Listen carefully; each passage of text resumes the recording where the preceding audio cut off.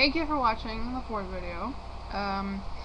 What I was discussing in the last one was talking about mutual understandings and boundaries. And the one thing that is the most important, at least in my relationship, is mutual. Okay? The person I'm seeing right now, I don't think understands the word mutual to an extent. Not to say that, I feel like she doesn't give me enough or anything like that. It's just I think that she thinks that she has to take on all the pain, all the worry, all the money problems, and take care of me all at the same time. And she doesn't, and I'm not gonna let her do that. But I think that she feels like it's her responsibility to be that way. And she doesn't know this yet, but it's gonna be really hard for her to be that way with me, because if I open up to you, I expect the same. If I do something for you, I expect the same. If I compromise an idea, I expect the same. And I think that that is a mutual thing. If she does something for me, I should do the same. It's not just me, then she should do the same. It's, she does something for me, I should do the same. I should return the favor. Otherwise, I feel like I'm taking advantage of that person, or I don't appreciate that person, is how I feel, and I don't like doing that. But to continue on what we're talking about,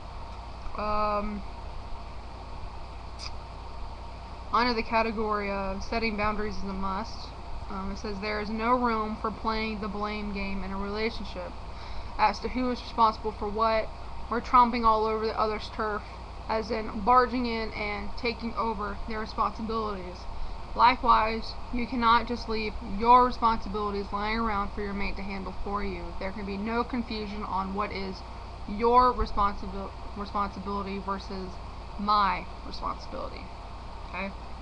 So basically what that means is we have to be very clear about each other's territory and how things are. Things have to be set for us. There is no like, oh, we're just gonna see how things go and then, kind of morph it into something. No, we're not good at morphing. No, we need to know what's gonna happen. Okay, we need to know how it's gonna happen. We need to know what we can do. We need to know what you're not going to do. We need to know those things. So there isn't like any confusion of, oh, well, I thought you were gonna do this.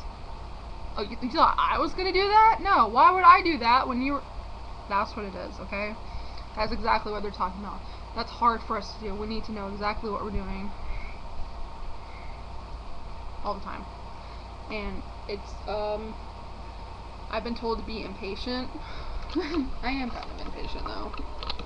When it comes to things that I want. Sorry, my camera's moving around, but I had to adjust. But, I'm very impatient when it comes to things that I want, or things that I want to happen.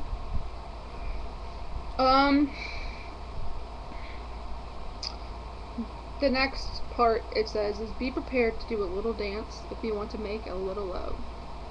And it says, not talking sexuality here, although it does apply in many ways. Rather, it has to do with how you deal with conflict. Typical action, you have a fight, blown up all over each other, and you're still angry. Now, what normally happens in such a case, the cold shoulder and avoidance is pretty common, right? Well, to a point, a bit of distance after an unresolved dispute is wise, but there is a point of taking it too far and doing it too often. Empaths, as stated, need both companionship and solitude, but too much solitude, as typically happens when you're mad at each other, can be a kiss of death to your relationship if you're doing it all the time and not resolving the issues, okay? Not resolving the issues, okay? This is easier to get into than you might think. If every time you approach X subject, okay, and it turns into a fight, you tend to avoid talking about it. That's human nature. Your reasons are honorable. You want to stay together, and you're afraid that if you fight, you might lose the other party. So you become afraid to talk about that, okay? The only problem is, over time, the list of things we don't talk about tends to grow to where you get to a point you no longer talk to each other at all.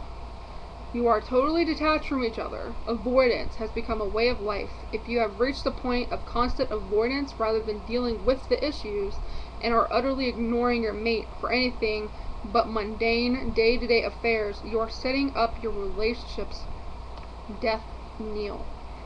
Okay, which pretty much means we have to talk about things. Okay?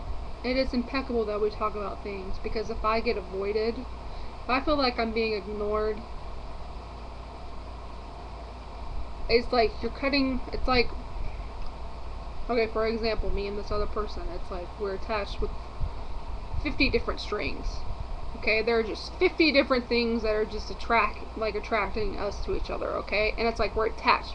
Just say, for argument's sake, there's 50 different strings, okay, that have us attached to each other, okay?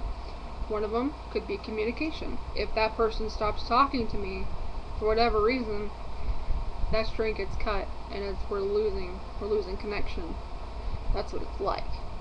I'm always telling this person, you know, you need to tell me your problems. You need to tell me what you're feeling. And she doesn't like that I'm like that, but I'm not going to stop being that way. Otherwise, it's going to jeopardize our relationship, and there's going to be nothing left. And I don't think that she really understands that. But we have to talk, okay? I will talk about anything. Well, except for one specific person, because I want to, like, blow her up. But that's another story. But, I will talk about anything. I will bluntly talk about anything, even if it pisses her off. Because unless she gets it out of her system, whether she screams at me, whether she tells me she doesn't want to talk to me anymore, okay? Doesn't matter what it is. She has to get it out in some other form and fashion. And the way she's getting her problems out now isn't cutting it. Okay? How things are going right now, it's only making things worse.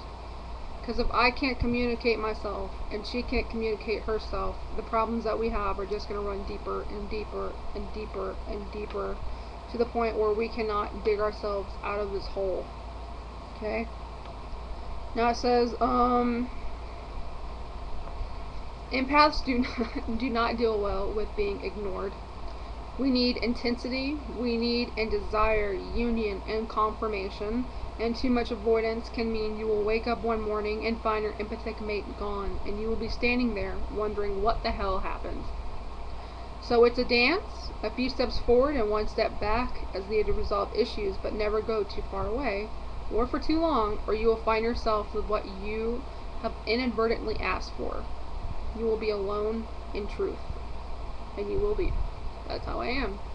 You avoid me, and you think that these problems overcome our relationship to the point where we can't communicate, and you want so much distance, and it takes so much time, okay? This is why I'm so impatient, because it takes so much time. Eventually, I'm going to lose connections. I'm going to lose connections. It happens with everyone. I wish I could be patient. I'm not. I'm not patient. If I'm sitting here waiting for a long period of time, I don't want to feel disconnected. I want to feel that passion and intensity all the time. Okay? The next point is avoiding toxic relationships.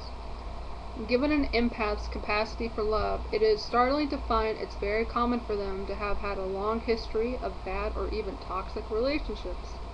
We tend to be drawn to people who need us, which can unfortunately lead to an empath being in the hands of an abusive person unless great care is given.